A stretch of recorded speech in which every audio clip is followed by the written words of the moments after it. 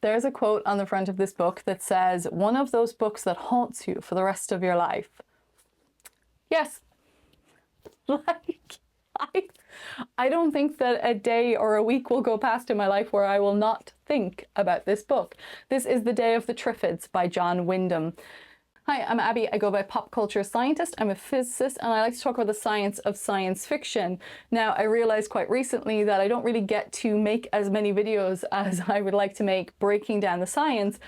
So I tend to miss out on actually chatting about a lot of books, TV shows and movies that I will watch because I only make deep dive videos on that stuff once a month. So I've started this kind of series where I'm just basically riffing on initial reactions to how I feel about stuff right after I finish them.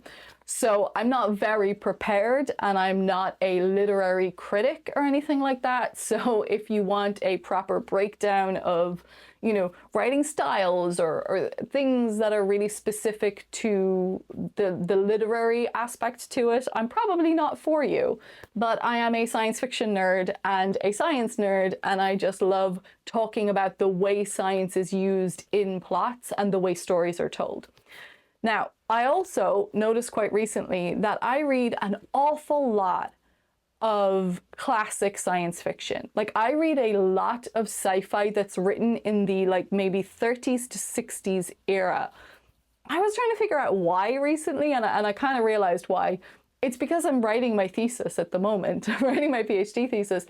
So I spend all day immersed in a lot of science that we have right now. And I guess when I do read modern sci-fi at the moment, it is very science heavy in a way that maybe is just a bit too much for me, let's be real. Although I'm going to tell you what I'm currently reading in a minute and you'll laugh at me then. So I was just thinking that that might be the reason why. But because of that, it also means that I read quite a lot of American science fiction authors. And there's obviously, you know, I have a great love for a lot of them. I mean, you know, classic. If we go classic, I read a lot of Asimov. I've read a good bit of Heinlein, a lot of Ray Bradbury. I particularly like Ray Bradbury. Philip K. Dick is one of my favorite science fiction authors. But yeah, so from that kind of era, and I also read like a lot of short story fiction as well, collections and things that are all from that era. This is possibly the first time I have read something that is very specifically British, and The Day of the Triffids by John Wyndham. And there is a distinct difference in the writing style of something that is written in the 50s in Britain versus written in the 50s in America. And I'd be very curious to know what other people who are like big science fiction nerds think about this. Because I do think, and I mean this as respectfully as possible, but this is just a better written book. And what I mean is this thing that I struggle with a lot of the time with the science fiction of, you know, the classic golden age of sci-fi stuff that I read. I always find it interesting how incapable they seem to be of imagining a future that is really progressive. Like, it's always still very limited by the 50s ideals of the 50s American culture. That seems to still always be a thread through. Now, this is a book written in the 50s, set in the 50s, and is very, to me, quite progressive in the types of things that it deals with, the way it handles the characters and the way that he develops the characters, and we get into, I mean, there's not a huge amount of people that we get introduced to, but particularly the two main characters that we have, which is Josella and Bill. Their interactions, the way that they treat each other, the way that they speak to each other, their roles in society and everything like that, to me feels very modern. And it might just be that London in the 1950s was more modern than America in the 1950s. I'm just thinking that it's potentially that's what was going on. Now, other people may have a different idea and a different thing that they would want to say about all of that. So this is The Day of the Triffids by John Wyndham. It is the only book I have ever read by him, and I can promise you I will read every other book that this man has ever written, because this is one of the most engaging books that I have read from this specific era of science fiction. Okay, so I'm going to talk about the plot because there's a couple of things that happen throughout that I think are really interesting that I want to discuss. So first off is the day of the Triffids, and the way it starts out is we have this story of Bill who got stung by a Triffid. We find out a bit later, and he's in hospital overnight with bandages over his eyes. So he wakes up in the hospital the next morning and there's just nobody around. He can't find anyone. He doesn't understand what's going on. Now, the night before there was a comet. So a comet was going to pass through the sky, and from what we're told, the orbit of Earth was going to pass through the tail of the comet. So everyone was going out to look at the comet. We find out later that everyone who went out to look at the comet lost their eyesight. And only certain people who were in conditions similar to Bill woke up the next day with their eyesight still intact. So what kind of proceeds from there is a bit of a story where you have this crossover between this like catastrophic apocalyptic event that has happened to all of the people who saw the comet, which is globally coupled with this plant life that now exists on Earth called Triffids, who have these really intense stingers that once they hit you, most people will die immediately. Wyndham, because he works with Triffids, or not Wyndham, what Bill, because he works with Triffids, was able to escape or like not get as much of a sting that would cause him to die. Now, initially in the prologue, we find out that the Triffids are a type of plant life that has been created in a sort of like behind the wall, behind the Iron Curtain in Cold War Russia, as a type of an oil source. So it's this concept around like the oils that we use and we use oil in so many different things. So it's about like vegetable oil, rapeseed oil, you know, there's all these different types of oils that we use. And Triffid oil is apparently very, very good, very beneficial, and will be the next big thing. So they try to smuggle some of the Triffid seeds out, but in that smuggling procedure, the Triffid seeds get spread out and then they just start to populate the earth. So people learn pretty early on how to cultivate them and harvest them, but also how to keep them trapped and closed off so that they can't harm anyone. But the big thing about the Triffids is they can walk. They can slowly uproot themselves and walk. Now, the reason I'm telling you all of this is because I would love some confirmation from Danny Boyle as to whether this book, or as to whether 28 Days Later is essentially a retelling of the Day of the Triffids, but in the form of zombies. Because the imagery that we get the entirety throughout this book, as Bill tries to navigate his way through London the next day, or in the days and the weeks preceding the events that have happened, and the desolation and the destruction and what he's coming across, whether he's coming across humans, whether they can be trusted or not trusted, or whether he's coming across the plant life later on as the plant life starts to infest a bit more and they need to try to escape from the plant life. There's great scenes towards the end where the Triffids are like enclosing wherever they find people. They can hear them. The Triffids are able to pick up the sounds or the vibrations when humans are nearby, and then they just enclose them, because the thing about the Triffids as well is they are carnivores. So the entire premise of this book, the way it is laid out, every image I saw as I was thinking about like the empty streets of London was what I was picturing from 28 Days Later. It's like Cillian Murphy walking across Westminster Bridge, and it's like I can see Bill walking around Piccadilly Circus. It's so satisfying in that way of like just having all of this visual. I love when I read something that's set in a place where I lived for a long time, because it's so much easier to have all that great visual imagery. But it really does feel like 28 Days Later is a modern retelling of this story. Now, a few things that happen throughout it that I think are really interesting is the fact that none of this, it kind of implies a little bit along it that the comet tail thing is like an alien event, or that maybe the Triffids are like an alien creature, but they're not. They are biologically, it's horticulture, I think that's the right term. You know, they are just created and made on Earth. It is a type of plant life created and made on Earth.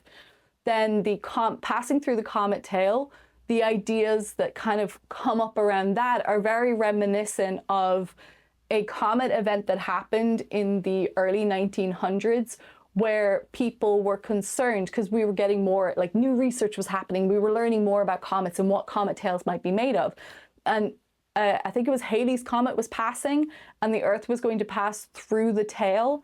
And it was the first time people understood what types of gases might be in the tail of a comet. And there was this genuine fear that everyone on Earth was going to die. And there was snake oil salesmen out there selling like gas masks and like antidotes to the comet gas and stuff, which of course nothing happened and there was no effect whatsoever.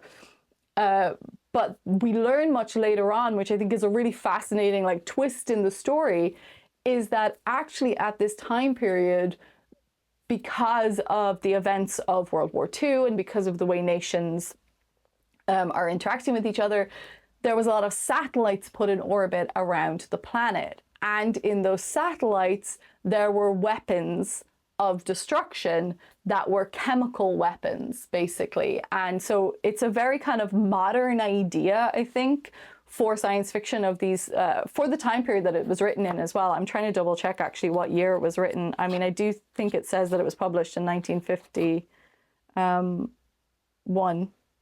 First published in 1951.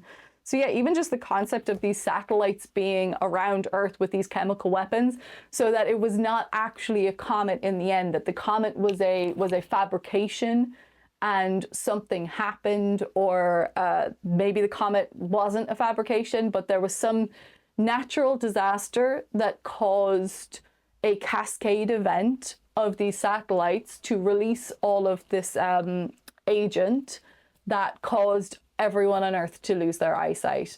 And then because of that, because having eyesight was an evolutionary advantage for humanity over the Triffids, it turns out then that the Triffids can become the dominating living being on the planet, because humans no longer have an evolutionary advantage over them, because the humans can't see the Triffids coming, so the Triffids can now basically take out the remaining humans.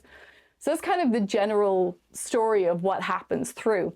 The reason why this book is entirely haunting and will stay with me forever is the through line descriptions and discussions around what happens to the people who have lost their sight. And when you really think about that, as a natural disaster, like, it's one thing when you have a zombie apocalypse, or when you have alien invasions, all these other concepts that we see in science fiction of destruction of humanity or what types of things might happen. But a very simple disaster that removes the eyesight from humanity, and suddenly we can't survive. Now, it's actually interesting because I did talk recently about Project Hail Mary, and I talked about how an alien species could evolve without eyes and still be able to interact with their environment and build tools. But that's because you're born into an environment that doesn't have electromagnetic radiation, so having eyes and photoreceptors isn't an advantage.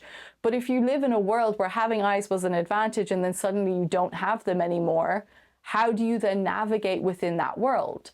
And when you really think about that navigation aspect, and when you think about how our world is set up, and you start to think about people who are visually impaired, and like, how do people with visual impairment manage to find ways to navigate through a world that is so completely designed against them? Now, there are tools, and of course there are people who do very, very well, but when you think about the story as it's presented in this book, this moment where everyone suddenly cannot see, and how helpless everyone becomes, how dependent people are on these few individuals that have sight in order to be able to care for everyone.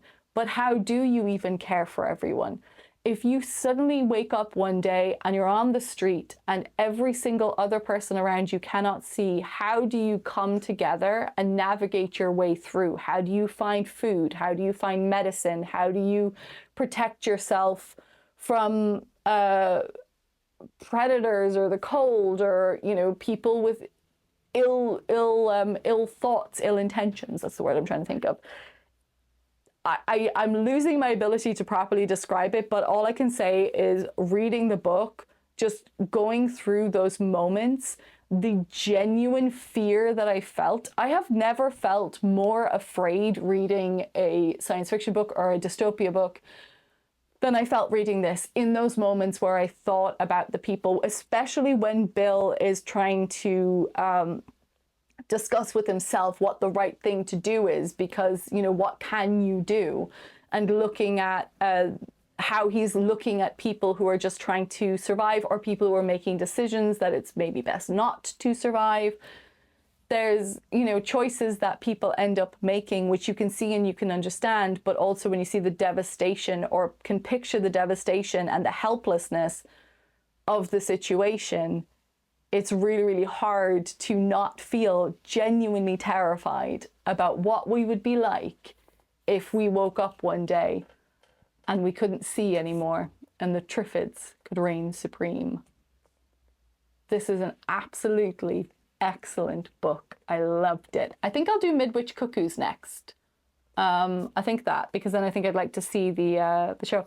Now, I haven't watched the movie. There is a movie. Somebody said there was a movie made in the 60s, I think around the 60s, based on this. I had a look at it. Now, they did say as well in their comment that, like, it's very different, and I had a look at the plot, and it is, the story is drafted very differently, but they did say that it's, like, well worth a watch as well. So I might get around to watching it at some point. But yeah, The Day of the Triffids by John Wyndham, highly recommend. Absolutely fantastic read. I loved it.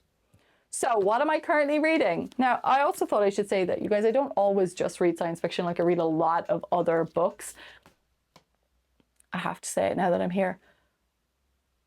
Look, one of my favorites is always and will always be Jane Austen. I got this was given to me by a family friend years and years ago, Iris. Iris gave me this. Thank you, Iris. I love it so much still. It's the collection of all Jane Austen books. And I also have my, like, vintage covers collection downstairs as well that I absolutely adore. I put off reading Persuasion for a very, very, very long time. And I did that because I knew that it was going to be my last moments. If you're an Austen fan, like, I knew that reading Persuasion was going to be my last moments of having my first time with one of her stories, you know? So I really had to just kind of, I had it on my shelf for so many years before I finally just went, okay, today's the day I'm going to read it. And immediately it's my favorite of all of her books. I absolutely adore it. And I will reread that. I don't reread books that often, but I will reread that book time and time again because it is perfect. And I beg the BBC for a full, proper adaptation of Persuasion. I beg them. And now that I just finished watching The Other Bennet Sister, I know you can do it. So, you guys, The Other Bennet Sister was such a freaking joy. I finished that show, 10 episodes, 10 30-minute episodes, absolutely incredible. But I finished watching The Other Bennet Sister, and it was the first time since I finished reading Persuasion and all of Austen's other books where I actually came away with that same giddy little feeling that I felt the first time I read any of her books. It is a beautiful adaptation. It is so Jane Austen. It is done, I loved everything about it. And the ending was so perfect. And I am just, like, I'm still super giddy about it. But yeah, it did make me kind of go, please, please, please, can we have Persuasion properly done? Like, don't get me wrong, the obviously there are two movies that are both fantastic adaptations of Persuasion, but what I want is, like, I want the proper treatment. I want the episodes. I want it to have the time. Persuasion, out of all of Austen's books, needs the time. It needs to, you need to build the longing and the yearning and the separation, and just doing that over like a 1.5 hour movie just is not enough. It needs all of that. We need all of those extra little stories to be told as well, and we need to get the proper conclusions to everything at the end. So yeah, that is my beg of the BBC. Anyway, what I'm currently reading right now is I finally started, for the first time ever, Mistborn. I've put off reading this for a long time as well, mostly because, like, by the time I finally finished The Wheel of Time, I needed like a major break for a while, and because I'm still waiting for Patrick Rothfuss to finish the Kingkiller series, and I'm still annoyed about that. So, you know, I just didn't want to start another fantasy series for a while. I was like, I need a bit of a break. And finally, here I am, Mistborn book 1. I'm very, very late to the game, you guys. But I mean, I like to read fantasy, but I don't read a huge amount of it because, you know, it's a huge series. So I tend to spend years reading like a series before I will move on to another one. But I'm also reading The Wandering Earth, Cixin Liu.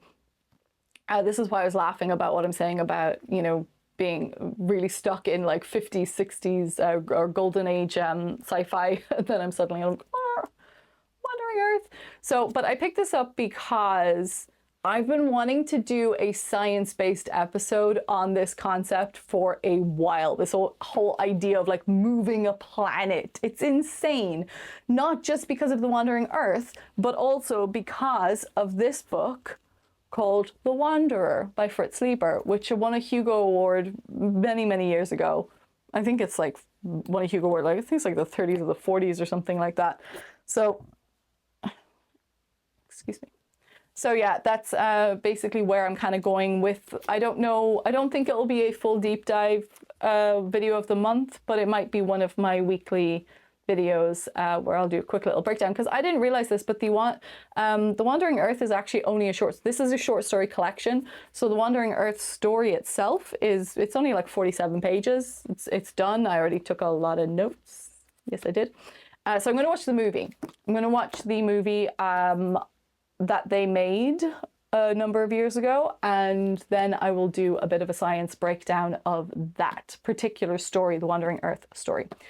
So in terms of science fiction, other than that, the next book that I will be reading is I will be doing a reread of Neuromancer, because I'm prepping that for a video of the month deep dive into cyberspace and the idea of plugging into the Matrix. So thanks for watching. I know that these videos are random and a bit weird, and maybe someday I'll find a flow with it, or maybe I'll just keep making these really random, rambly videos where I just talk about stuff that I'm into, and we'll see if anyone ever watches them. I think I'll be satisfied just making them and putting them out there, because it at least gets it out of my brain and into the space, and then maybe you guys, if you do, can comment on things that you would like me to do, like deep dive, like science fiction videos for a month, or if there's like a shorter video that I can do just as one of those like 10-minute weekly videos, then you guys can let me know. But yeah, Day of the Triffids, let me know what you thought of it, and let me know what you are currently reading. Okay, bye. Stay nerdy.